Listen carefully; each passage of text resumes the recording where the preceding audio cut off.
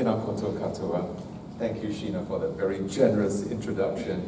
I'm so pleased that we can be here together today, despite all the lockdown levels and the changes with COVID-19. It's a real pleasure. And also nice to see some familiar faces as well in the audience. People I've known for a very long time. It's Wellington after all. So I'm here to talk to you about how to be an ally to ethnic communities. You might be a policy maker. You might be somebody who delivers services to the public. You might be an HR person. I think I just met somebody who is. And so I hope this korero will be helpful to you in looking at how you can be an ally to ethnic communities. Over the past 40 or 50 years, with the rise of education, with globalization, just with the evolution of society, we've seen about the past 40, 50 years, we've witnessed a whole number of movements across the globe, led by Maori in New Zealand, indigenous peoples in other countries, old migrants, new migrants, feminists, the rainbow community, and the environmental community most recently. And all these groups, they represent practices, lifestyles, views, and ways of life that are very different. And some of it is even disapproved by, in varying degrees, by the dominant culture. The dominant culture has a homogenizing kind of view that there's only one correct or true way of organizing public life. So these groups have been resisting that for generations. These groups, they want society to recognize the legitimacy of their differences. Because it's a part of the identity. It's not something you just leave behind and come to work and you leave it behind. It's a part of who you are. They don't just want tolerance. They want recognition. And so almost the entire thing I'm about to share with you today is about the politics of recognition. Because issues of identity and difference are an integral part of our economic, social, cultural, political life. It's not something you leave behind and then you come out in public life and you put on a different persona. It's not like a credit card, it's like with you, inside you. Your wiring is all about that. And people have a lot of challenge with this. So some of you may remember after September 11, there was a real concern about the Muslim community. Oh my goodness, where's their allegiance? Are they Muslim first, or are they a citizen of a country that they're in first? And in Britain, this was playing out big time. And I was in a korero panel sort of thing, and there was a Muslim person in the panel, and a journalist who was going hard at Muslims in the UK said, "Sir, can you tell me, is your allegiance to Britain first as a citizen, or is your allegiance to Islam and Allah?" And he thought, "I'm going to get you now because you're going to say, of course it's to Islam. And then, we can contest. You see, that's the problem, that you're not really a citizen of the United Kingdom." And he said, "Well, sir, I'd like to explain." He said, "It depends on the context." He said, "If I was in a foreign country and I was having a problem at the border, then my British citizenship would be the most important part of who I am, because I need to get in touch with the embassy to help me out. But if it was on my deathbed, then of course it would be Allah and Islam." So I don't kind of understand your question, because really, our identity is complex. And that example is about the intersectionality of our identity. It's not so simple and straightforward the way people like to think. As you can tell, I'm a bit of a storyteller. Sheena introduced me because I like to tell stories. So I'd like to share some of my own accounts as a person living in New Zealand. Because what has happened to me in my 35, 36 years in New Zealand is pretty much what a lot of ethnic people have gone through themselves, what they've experienced too. And there's a sort of interdependency between myself and my experiences in New Zealand and my career and the choices I made in terms of, in fact, to coming here and becoming the chief executive of the ministry. So I'd like to hopefully bring some of those things alive by sharing some stories. So I'm going to start. I grew up in Malaysia. Malaysia is a very multicultural, hot, humid, very vibrant country. And I can remember when I was told that I was going to go to law school in Canterbury, in Christchurch, Canterbury Law School. People said, "How are you going to survive it, Mervin, after being in Malaysia? And it's so lively, and you're going to go to Christchurch in the 1980s. Will you be okay?" kind of thing, But in my home, my mum is Portuguese-English mixed, been there for generations. My father is Sri Lankan, father Hindu, mother Christian. We had a nanny, and she was Muslim, she was Malay. So we had the three great faiths of the world, Christianity, Hinduism, Islam in the same house. We spoke three languages interchangeably. I'd see my mother talking on the phone to her sister, and she'd switch from English to Malay to Tamil, and she wouldn't even know she was doing it. It was like, how it was. Food was absolutely amazing in Malaysia. I highly recommend if you get to go there. You could just put on a lot of weight just eating because the food's amazing. And as a young child, I was about 8, 9, 10, I loved tropical fish. And we had an aquarium at home. And in this aquarium were all these beautiful tropical fish. And I had a fascination with Siamese fighting fish. I don't know if you know what those are, but they're kind of like an ordinary tiny fish. But when they come into contact with each other, they flare into brilliant colors like this. Iridescent purples, greens, and blues, and all that sort of stuff. So, love this fish. And my dad, who knew this, he said, I'd like to show you some fish in an estuary. Can I take you, to the countryside and look at this fish? So off we trotted off, to this estuary, muddy and all that sort of stuff, mangroves and what have you. And he pointed to a pool with some muddy, murky water, and he said, have a look at these fish. So I looked into the little pool of water, and it was this dull, brown, gray fish. And I looked at my dad thinking like, what the hell, why are you showing me this fish? And he said, I know you like all these colorful fish. He said, but these fish are really special. They're special because they live in fresh water, the estuary, where the river meets the sea. But when the tide comes in, salt water comes in, they're able to survive in salt water as well. So they live in fresh and salt water, and they just adapt. And he said they've evolved that way over a long period of time. I still wasn't very amused.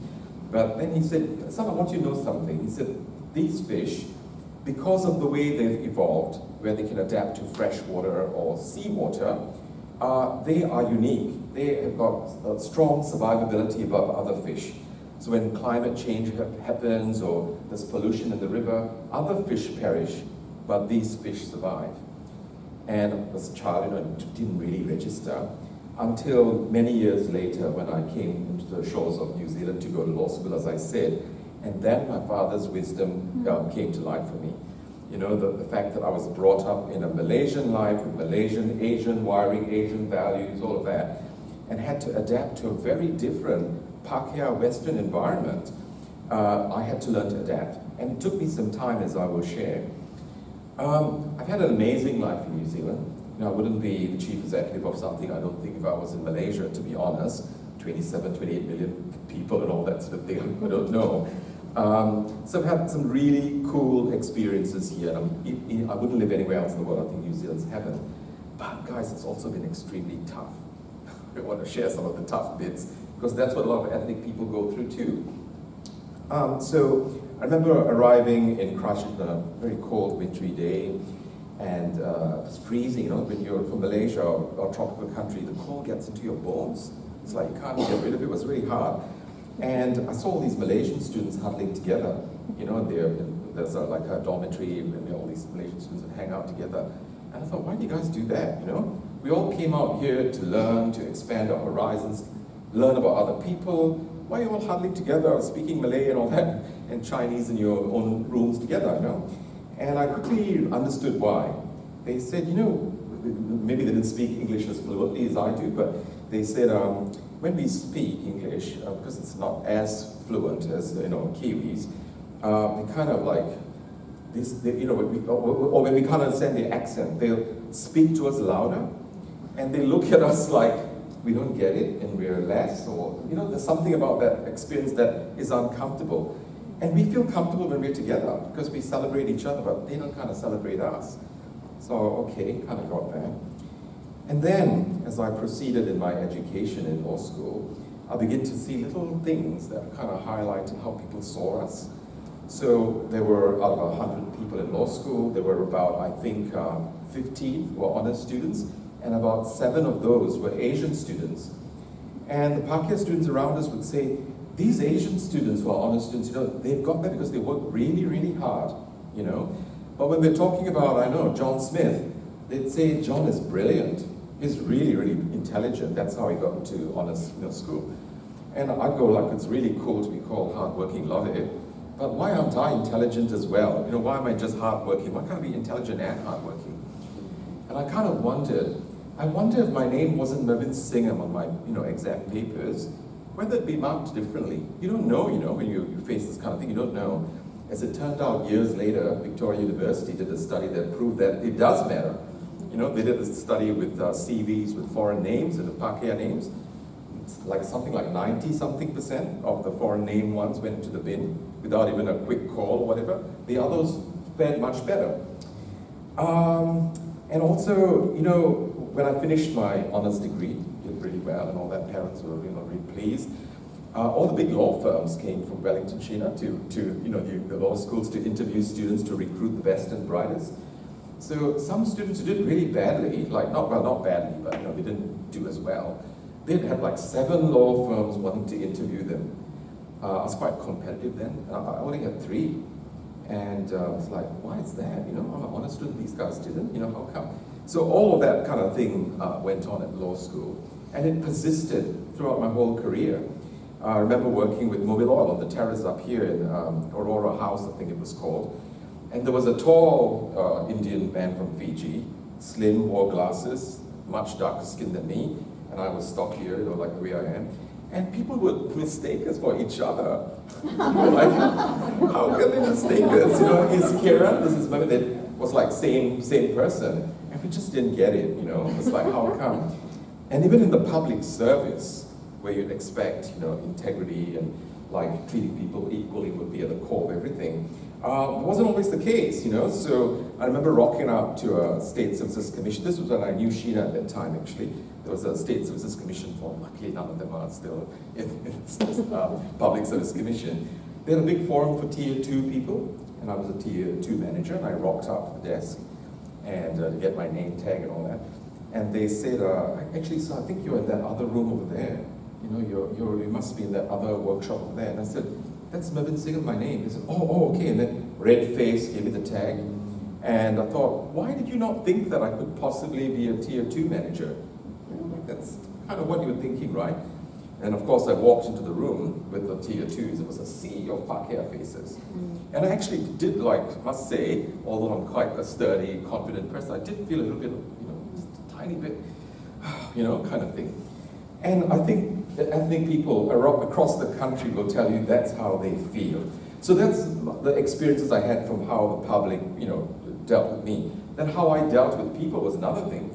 So as a Tier 2, I joined the Department of Internal Affairs, and you're sort of bright-eyed, bushy-tailed, going to prove yourself as a Tier 2 manager and all that. So sitting around the table with ELT members, Brendan Boyle was the CE at that time. And he was very open, very egalitarian, and he said, so guys, what do you think about this idea I've got? And they went, oh, that's really shit, actually. It's not a good idea. No, I don't think that's a terrible idea, don't do that. And I will go, oh, that's a bit full on, speaking to your boss like that. They gave it full on to him, we invited it, they gave it full on, but I thought, I can't do this. Why? Because my Asian wiring was about deference to authority. You respect elder people, you respect people who are in positions, and I thought, I can't do that. I could have done it, of course, if it asked me, Mervin, what do you think? Then I would have said, okay, the person with authority is inviting, but otherwise I kind of couldn't. And I had to learn real fast how to do adaptability, the saltwater, freshwater fish thing that I mentioned before.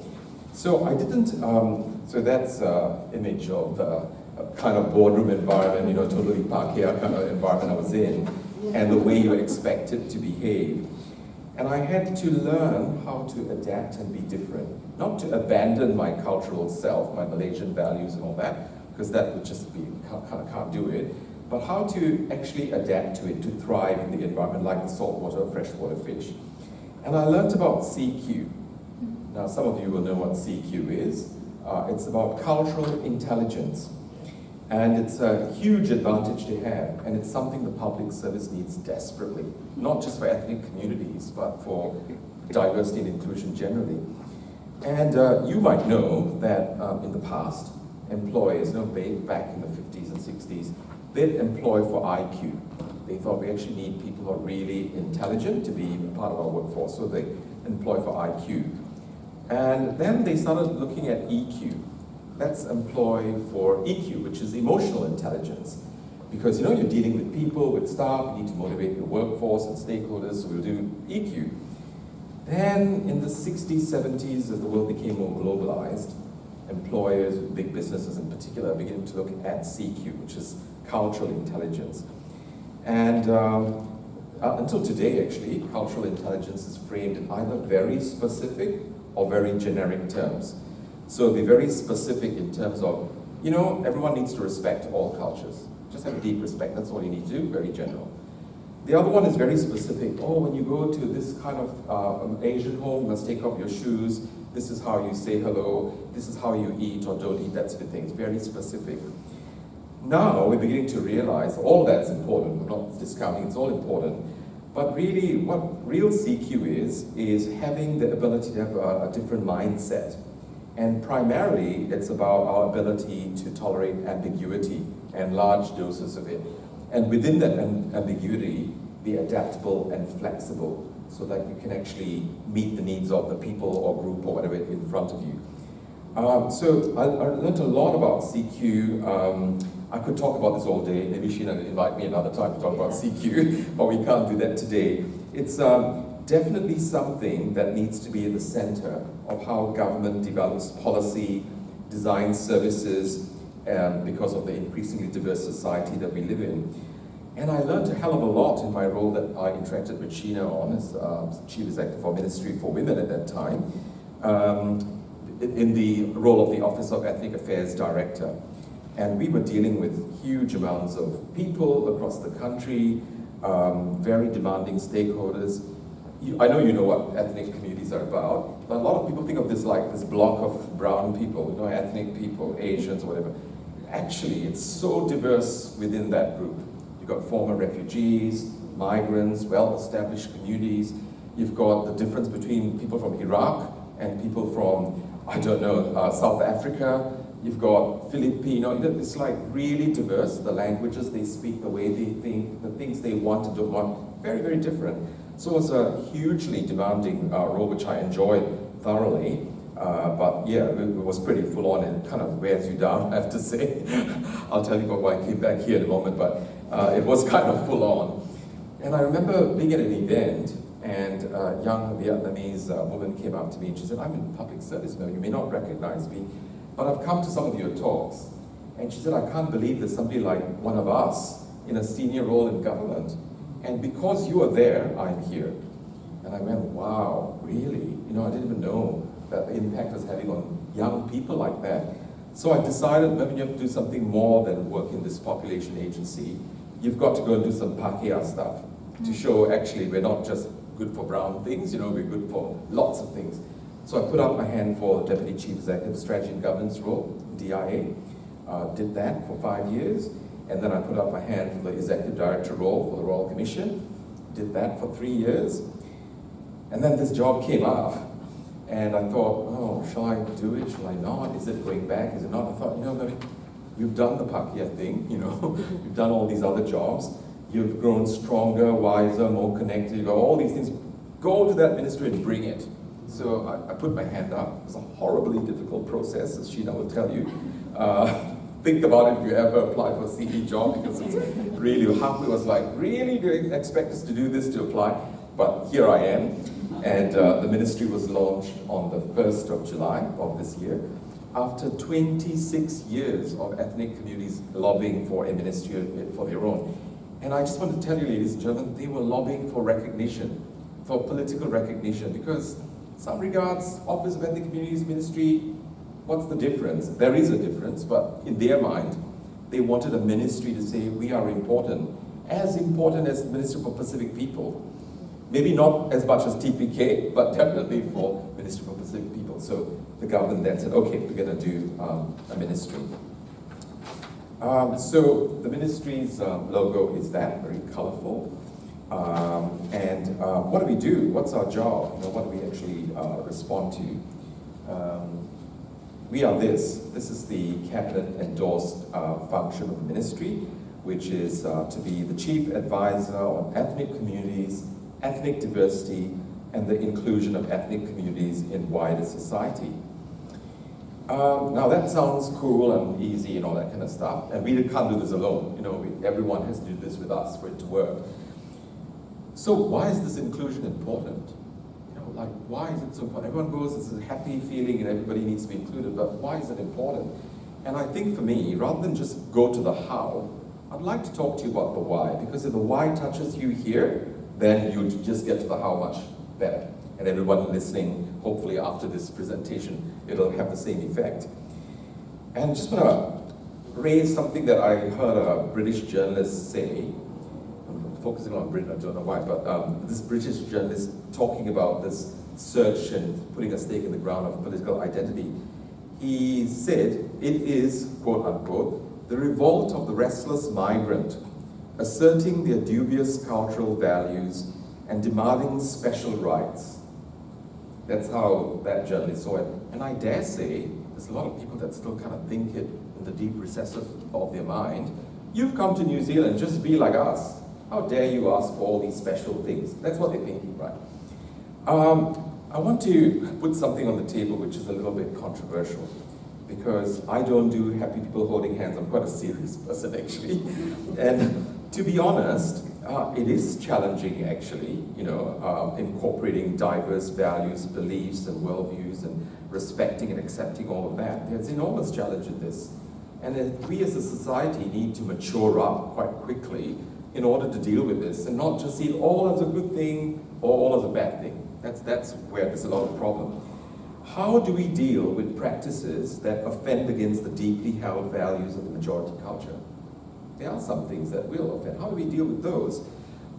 You remember that this came up in France when freedom of expression, the Prophet Muhammad cartoon, remember? Charlie Hebdo and all that? It came up against what seemed like two clashing value systems. Freedom of expression at all cost. And satire and racial vilification. Where's the line? How do we draw the line? And there was a terrible outcome of that. I don't know whether the debate's been had, needs to be, but it's that kind of line. In New Zealand, we had prayer in Parliament. Is that okay? There's lots of Hindus and Muslims and other cultures, other faiths here. Why they are also, the Parliament represents them too. Is the Christian prayer okay? These kinds of things come into conflict in a sense, and they need resolution, mature resolution. So there's no easy answer, but against this backdrop, we need to consider the role of government, critical role to play in responding to increasing ethnic diversity, and the Ministry of for Ethnic Communities has a big role in all of that, in supporting agencies and doing a lot of stuff ourselves and with others and with communities. Now, before I go on to tell you more about this, because we're going to go a bit deeper about policy and service delivery design, I just want to give you a sense. Now I can talk to you about ministry and its role and tell you what's on paper and stuff.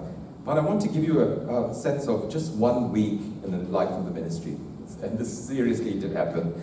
I was in Palmerston North doing a forum like this, and suddenly there was the call about COVID-19 lockdown, come back to Wellington immediately. So came back, and then the boat started rocking with COVID-19 response. The ministry has a role in making sure that ethnic communities, particularly those with language barriers, cultural barriers, all that they get the same information that other New Zealanders do on COVID-19. So how to get vaccinations, what a lockdown means. Even we, some of us who don't have those barriers they need to be reminded, right? So we outreach to all these communities, got on the phone, called them, what's going on in the group, in Christchurch, what's happening, are you getting food bank support, mental health, are you okay, all those sorts of things. One advisor called about 90 people in a day, just talking on the phone, asking what's going on. All of that information gets fed up to Wellington. I'm on the Caring for Community CE forum, where we talk about what's going on, and then a response comes back and goes back down. So it was a really good kind of circle of work. And all sorts of issues came up around, there's food banks, but we're Muslim, we can't eat non-halal food. In fact, we'll just starve if we have to, rather than eat non-halal food. How do we know whether, can somebody tell us whether the food's halal? That sort of thing. Vaccinations, what's in them? Have they got animal fat? Because for some faiths, we don't do animal fat, you know, that sort of thing. So a lot of that sort of stuff was going on. And the ministry put out videos in different languages. We have a multilingual information network, trusted, you know, people who speak different languages who put out information to their communities. We were sending out golden rules in different languages, and all that sort of stuff, just routine stuff doing that. In the middle of that, the stuff which is worn thin to say, middle of that, Afghanistan crisis happened. And then the Afghan community came to talk to us and said, we are really worried about repatriation. We're worried about family reunification. We've got members in the process, in the pipeline, kind of coming over maybe in 4 or 5 years, but can they come now? You know, and then others were, we want to support our brothers and sisters from Afghanistan. How can we do that? All of that. And you could see the trauma, you know, the trauma of COVID-19 and then this. It was really full on. So we had to organize Hui and what have you with ministers and what have you with them. And then in the middle of that, with COVID-19, that came the terror attack in Auckland. And the Muslim community was on the phone. We're scared, you know. We're scared that all the work we've done to counter Islamophobia is all going to come back. And people are going to bully our children and do racial vilification online, all that sort of stuff. So people are really kind of worried about that. So that's kind of the zone we're in. And it's really full on. So I want to share with you, you know, a little piece of that, share the pressure with you actually. Share the pressure with you, that's how I'd like to put it. How can we, as public servants, play a role in promoting diversity and inclusion, and why is it so critical? So, you know, this is a question I think we need to ponder, as I said, you know, why is it important? Well, to start with, the landscape of New Zealand. We have super diversity in New Zealand. So what does super diversity mean? When you have more than 100 cultures, that's super diverse. So we have 223 cultures, and 20% of our population, 1 million people, are ethnic minorities or ethnic people. 15% of them, more or less, are Asian. That population is younger, like Asian people, aged 31 on average. Pakia is 41 years on average. So, you know, there's a browning and a changing in age demographic as well. And guys, I can tell you this, and I know you know this anyway, it's like the DNA of our society has changed forever. It's never going to be the same. And we just have to kind of, you know, get with it. That's how it is. People ain't gonna go back, you know. Many have been here for generations. They've got linkages, they ain't going back. So this change in DNA, as I said, you know, I don't do Pollyanna, it's a two-edged sword, to be honest. It is a two-edged sword. It can be a good thing, and it can be a bad thing. Depends how you want to play the cards. And all of us have a role in this. So there is a lot of research in this. And there was a research by, I think, Richard Putnam from Harvard University. And he did some research, brave research I might add, that showed that managed poorly, ethnic diversity can lead to erosion of social cohesion, loss of trust. And loss of trust not just from ethnic communities and the government and that, it's also, you know, the white people in that community and their government. Declining civic participation, mental health challenges, people just withdraw. Apparently people spend a lot more time in front of the TV in a poorly managed, diverse environment. There's all these concerns about diffuse ethnic identities, you know, and enclaves of people. And you see this in some countries, right? All the poor Muslim people living in one place, all the Chinese people living in Chinatown. You know, ethnocentric social capital. We collaborate amongst ourselves, we don't share with everybody else. Like ecosystems within the bigger ecosystem that's insular and no allegiance to the broader community in which people live. Can happen actually, has happened, can happen. There's also sometimes superficial tolerance of diversity, which is a bad thing too. Oh, we'll eat their food and do their dances and listen to the music, but we don't really care about them. That's another problem as well. There's also enormous advantages. This is also a huge body of literature on this. Productivity goes up, innovation goes up, minimum wages, believe it or not, goes up with increasing diversity. Problem solving is better in teams or nationally with diversity. Connections with offshore markets you wouldn't have. You know, there's people here in New Zealand trading with China, the Philippines, and Thailand, and connecting with local businesses because they've got the cultural connection, the market knowledge, the people-to-people connections, all those things. Even in students, having different language skills creates mental ambidexterity that's beyond just cultural. You know, problem solving, all that's better. And also we just live in a much more culturally vibrant society. It's like a hard thing, you know, the more diversity you have.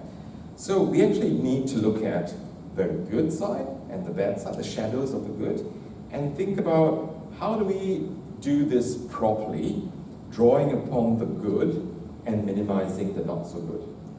And one of the things I think that I often say is don't just do this because it's the right thing to do, you know, including ethnic people, all because we want to be fair. That's good, please do that, you know, but also do it because it's the right thing to do. Because for all of us, this diversity managed properly is the right thing to do, not just the right thing to do. So what does this all mean for government? Well, you know, the government has a huge role to play in dealing with all of this. And I just want to highlight a study that Treasury did some years ago. I think it was called Towards an Inclusive Economy or something like that. And they showed the connection between social cohesion and economic performance. And it's a virtuous or vicious cycle. So better cohesion, better economic productivity. Better economic productivity, better cohesion, and it goes like that. But it can also go the other way around, right? And COVID-19, changing world, gotta kind of mind the balance so we get it right, doesn't swing back into something not so good. New Zealand generally has done quite well compared to other countries. We are not without our flaw, you know, we have flaws, but generally we're doing better. Here's a quote from Professor Jonathan Boston from the Institute of Policy Studies in Victoria University. And I'll let you read that. He says, the way we have done things in New Zealand has prevented us from seeing some of the worst sort of intolerances and racism and all that sort of stuff. And Michael King also said that New Zealand's unique culture and values, long history of human rights and egalitarianism has prevented us from seeing problems of a scale seen in others. In my mind, and I think I'm right, having been immersed in the zone for a very long time, I think Maori and the bicultural foundations of this country has a huge role to play in why we have done better, not by any means great, but much better than others. Because Maori and the Treaty of Waitangi, it's forced people to think of a different worldview. There's more than one worldview that can be respected, that can coexist, you know? So once you have that in your mind as a New Zealander, it becomes just a little bit easier to open your mind to lots of other differences. So I think the journey that Māori have had, all the hikoi, all the fighting against oppression, be recognized as tangata whenua, has had a fantastic spin-off benefit for everybody else. And that's why many ethnic communities actually have a strong affiliation with Māori. I met a bunch of Sri Lankan youth who speak Te Reo fluently. You know, people do karakia, they close properly, you know, with karakia. They're learning Te Reo, they're going to marae because they recognize this inherently, like deep in their system, they recognize this. The public service is also beginning to recognize this more, and the recently revamped Public Service Act has these provisions which put diversity at the center of the public service workforce. So you can see that there's a requirement that chief executives and public service agencies actually have diversity of workforce that reflects the community they serve. It's like a no-brainer. We're doing okay, but there's a lot more to be done. So, for example, our public service representation of Asian people is 11.6%. The population is just over 15%. And there's another thing, actually, which is a bit worrying, which is above tier 3, hardly any diverse people, ethnic communities, hardly any. And in the policy area, hardly any. Well, they are, but not enough. And these areas, surprisingly, are the areas where decisions are made, right? Senior managers, policy that frames the future of our country. Not enough. And some people will go skeptical about this. We're being shut out, actually, you know. I'm a rarity, actually, in public service, and I hope that changes. You know, I'm just not good at doing ethnic population stuff. I'm good at a whole bunch of stuff, as are many ethnic people. So it's good that this is starting, and we need more people in policy. We need more people in the higher echelons of management in the public service. So now we're going to get into the meat of it, implications for policy development and service delivery design. Ethnic diversity has a huge impact on policy development and service delivery. First of all, it has an impact on the policy context. In other words, you need to think about things that are occurring in your context, in the landscape of New Zealand, which is a little bit different than before. So one example I gave you before, you know, freedom of expression versus the right not to be racially vilified, that balance. That's going on right now. The Ministry of Justice is looking at hate speech and just finding that delicate balance of how you get that right. There's political pressure to limit particular religious kind of beliefs and movements. You might have heard about Hindutva. You know, it's like a radical kind of, well, some people think it's radical, Hinduism. People are worried about that. So where's the line between allowing people to practice their faith in their private life, and where does it intersect with public life, where the line's okay or not? The policy context changes. Policy outcomes can also be impacted. I remember hearing a case in America, infant death syndrome. You know, the government's tackling that, you know, babies dying and suddenly they're caught at night for no reason. And they said, oh, we know the reason. Mums, whether this is the right policy intention, I don't know. I'm not a health person, but they said mums shouldn't sleep with their babies at night because, you know, you can, what's the word, smother them and all that. So don't do that. And they did a campaign. They did the campaign, then they measured the outcome, and they found out that for white Americans, it worked, it went down. For Hispanic and Black, African American communities, no, it didn't. And they thought, why is this? They're still having high death rates. Well, it was because they were poorer. They can't afford to sleep in a separate room, hello, you know. They can't do that, so you need to find another intervention. Otherwise, the same thing, the same approach applied equally to all, had differential outcome for some. That's happening in New Zealand, in Maori and Pacific communities, and other communities already. How we involve communities in policy development is another important thing, because we know that participation in public policy formulation is a hallmark of our democracy. But diversity creates a challenge in this regard that must be grappled with, and that is we're dealing with many more varied perspectives on issues. There are more people to talk to. Very challenging. You know, we're doing a policy on something, you have to talk to Chinese and Iraqi and Somali and Filipino, like, how do you do it? You know, it's like quite full on, right? So that has diversity has impact on that. How we measure and report on diversity, you've got to take into account not just what Western Pakeha people think is important reporting, you've got to report what matters to ethnic communities as well. Otherwise, you know, you'll get a skewed perspective. So it has an implication for that, and certainly for cost. It can be more expensive. Yeah, I've got to say, it could be more expensive. But what people are not very good at thinking about the cost of not doing it, i.e. poorer outcomes, not doing it, and also the benefit of doing it is you get communities to participate in things that affect them. They feel like that system cares about them and they belong to that place. You know, and that has a civic education kind of element to getting people to participate. So that's the kind of context and background against which policymakers must think about formulating policies. And then there's more. Well, what should they be focusing on? What should policymakers be focusing on in terms of an ethnically diverse society? And people often don't realize that in cultures like New Zealand and other places, there's a dominant culture that enjoys considerable economic, social, and cultural power. It's just like a given. And just like in the competitive economy, the haves and have-nots, The haves are able to generate more and more and more wealth for themselves, and the have-nots go down. Culturally, that's the same thing as well. So we've got to kind of take that into account. So what do policymakers need to think about? Well, they have to foster a society that recognizes and respects diversity, not just tolerates it, but really understands, not grudgingly you kind of do it, but really recognize that people need right to self-determination and to be included in everything the public service does. The second one is looking at equitable outcomes for people, not treating everybody equally. That can be quite disorientating, because in many Western cultures we are taught, treat everybody the same to avoid discriminating. Then now here we come along, Ministry for Ethnic Communities, got to treat people a little bit differently.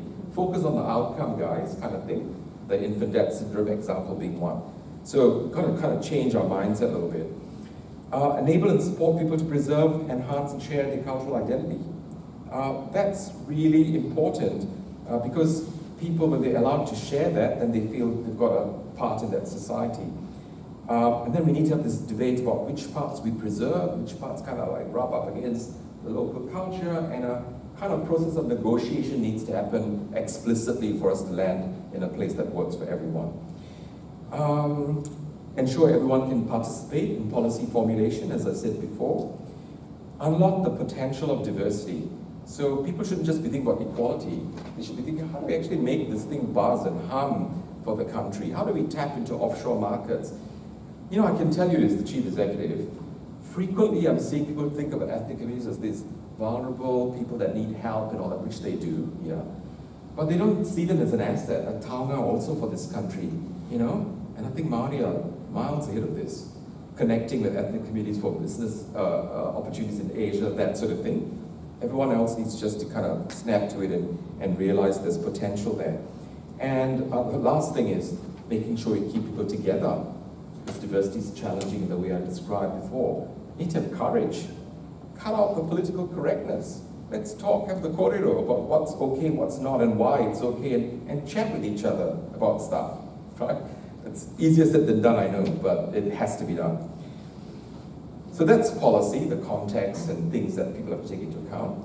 Service delivery. As we know, government provides a huge amount of essential services to New Zealanders, healthcare, ACC, education, income support, all of that, right? And bureaucracies, I know many of you will be thinking this as I explain this, bureaucracies normally cope with volume of businesses, like team of 5 million we've got to serve. We cope with that volume by having a cascading system of rules and delegated authority. And the frontline staff who are working with people, they have clear procedural steps they have to follow, limited discretion, all in the interest of consistency of treatment. Let's get everybody treated the same.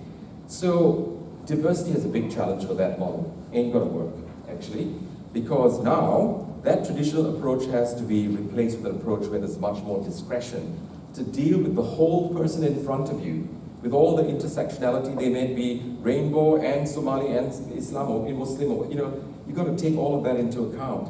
So, and actually it's good for us. Let's cut out the transactional approach and deal with the human being. So much research on this. We still kind of need to step up to it, So, one of the things we have to think about, a wide range of needs to cater to, because it's, as I said, a lot of people need things from us. Equal access to information and services. Don't let language barriers or cultural incompetence be a barrier. People can't get services from you if you don't have that cultural capability. Be flexible. Devolve service delivery to communities. I'm so pleased to see that increasingly happening, where people are saying, we'll contract you, empower you, make you accountable in a different way to find community-led solutions. So in a diverse environment, government can't do it all. You've got to trust and devolve it down to communities, or devolve it up to communities, depending on how you think about it. And to do all of this, you need cultural capability. That CQ I mentioned before, everybody needs to get up to speed really quickly to meet the needs of diverse communities. Has implications for cost? Yeah, it does. No way around that. But the benefits far outweigh the costs. So ministry has got 4 things that we do in light of what I just said. We promote value diversity and try to include communities in everything we do. That's why I'm here, actually.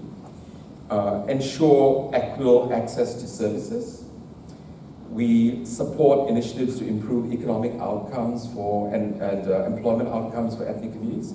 Employment is a key area where you get cohesion and integration of communities, because people are immersed in the workplace all day with each other. So very important to do that.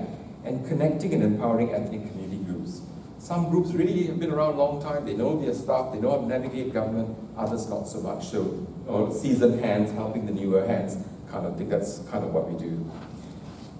So I just want to conclude by saying, the future is changing. It already is different. It's going to change even more. People of all different backgrounds need to live together, work together, coexist. And we need to think about how we can draw upon what New Zealand has already, a natural thing that New Zealanders have for fairness, equality, all those things. Tap into that to change up the way I described before. And there are 3 things, any one of us, I just want to say the response to the mosque attacks in New Zealand, wow, that was astounding. New Zealanders standing up, all backgrounds, all cultures, races, age groups, everything. I was in the Basin Reserve watching all of this. I could not believe it. And when I went overseas to an international Islamic conference with the government, the foreign minister said, New Zealand, you're an exemplar of diversity. You really are shining light in this dark hour of everything's going like so challenging across the globe. So we have a lot to that we can show the world, actually, drawing from what we have. And I think for me, there's 3 things any one of us can do. Develop CQ, take the time, trouble to think about it, to rewire yourself the way I had to. I've done reasonably well, so maybe it's an indication it works. Think about leadership.